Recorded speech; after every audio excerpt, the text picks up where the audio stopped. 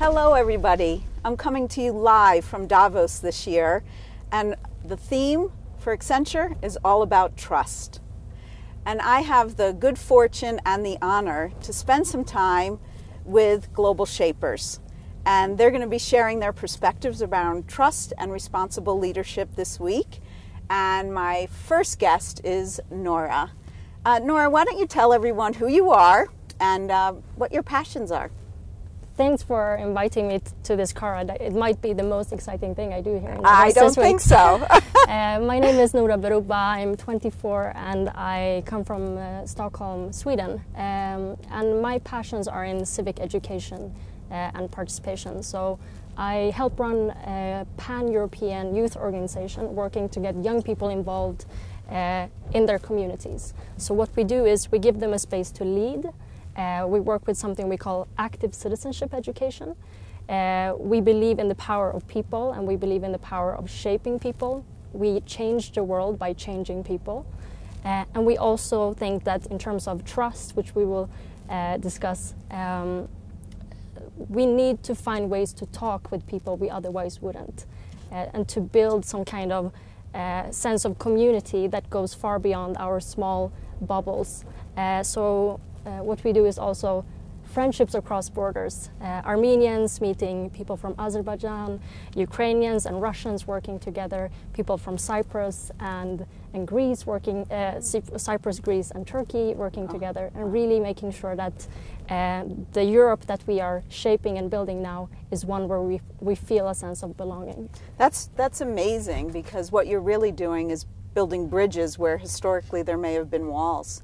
Yeah. Congratulations to you. That's fantastic. And you're playing a very special role this week here at the annual meeting. Why don't you talk a little bit about that? So I have the great honor and fortune of being a co-chair of this year's annual meeting. What that means is I'm part of shaping the agenda. We start the meeting. And this year the World Economic Forum has really taken a leap of faith in young people, which I think is very much deserved and earned. So 6 young people from the Global Shapers community are leading this meeting together with the CEO of Microsoft.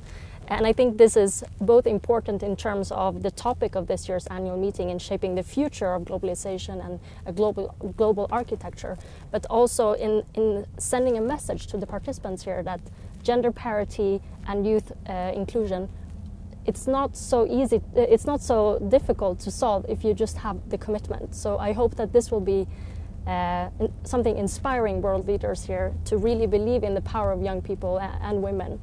I have no doubt, and congratulations to you, because it is a huge honor to be selected as a co-chair.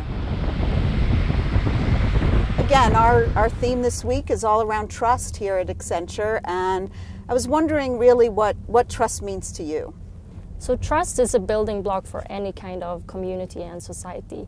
If you think about it, when I stepped into this car, I did it with a thought of trusting whoever was in the driver's seat. Yeah. Every time we step on a plane, the food we eat, if we wouldn't have trust in our societies, we would be quite limited in terms of what we do.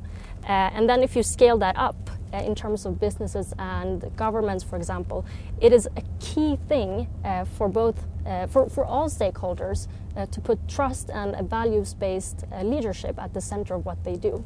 And trust is also something that is very easy to remove. Just break. You can break trust easily, yeah. Just one mistake and you can remove this faith of trust in people. So that also means that it's something we need to enshrine in everything we do. And from my perspective, working in civic education and in bridge building and getting young people to meet other young people from across the world and Europe, we need to build faith and trust among communities and between communities if we want to have resilient societies. So it's really at the core of everything that we do. You're on the cusp of the millennial and Gen Z generation, and I obviously am not in those generations. Are there any specific things that you think that your generation needs to inform my generation about trust?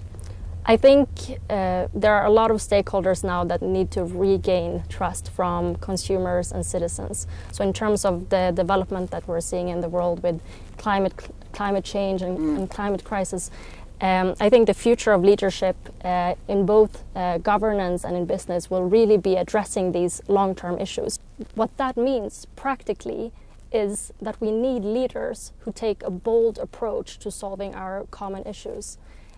For a leader to say it's not going to take 4 years to solve climate change. We might not give you the return on investment this year, but it's going to come eventually. We need those types of leaders in every sector because otherwise we won't be solving any of the issues that we are facing. That's quite true, and really this concept of responsible leaders is going to be a big part of the discussion this week, not just with Accenture, but all over the annual meeting. And do you have any advice, things that you think leaders should stop doing and leaders should start doing? So I think in terms of Davos, if you think about the people who are here, they all have power. It can be political power, financial power, influence, or something else. So when we talk about the issues here this week, we can't just talk about things that could be done, because the people that should do those things are us. So I want everyone in Davos to really look inwards instead of just saying, oh, if we want to do social projects or environmental projects, it's not an add-on. We add it to, put it at the core of our work. So this year, be bold, take action in your local community and take responsibility, because the people outside of Davos and the people outside of these halls are expecting results. The success of Davos is not measured by the amount of discussions we have. It's measured by the real impact for people on the ground. The audience might not know what Global Shapers do or who they are. Why don't you give a little bit of the Global Shaper So the Global Shapers community was created in 2011 by Professor Schwab, the founder and chairman of the World Economic Forum. It's a community of young people and city-based hubs all around the world.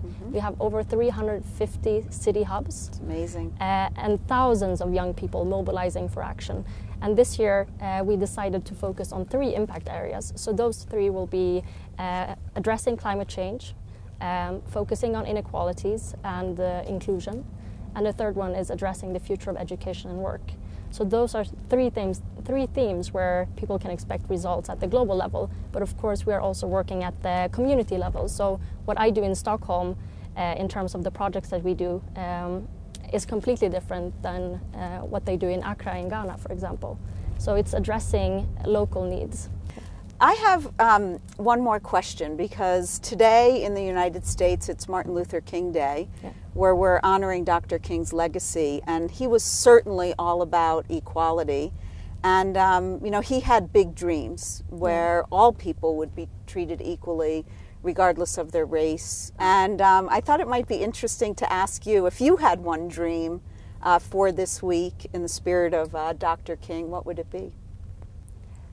What I would say is it's time to be uncomfortable. It's time to address our own privileges, and it's time to go beyond what is profitable for us. I hope that's something we will see this week, both in terms of business, in terms of governance, and in terms of everything, really. So I also hope that that will be a push for gender parity, for inclusion and diversity that goes beyond the metrics that we usually look at, and having an intersectional approach to the way we work. Thank you, Noura. That was amazing, and I think Dr. King would be very, very proud of your dream, because it's big and it's bold, and those are the types of dreams we need today. So thank you very much for joining me today, and Thanks for having very me. good luck this week to you. Thank you.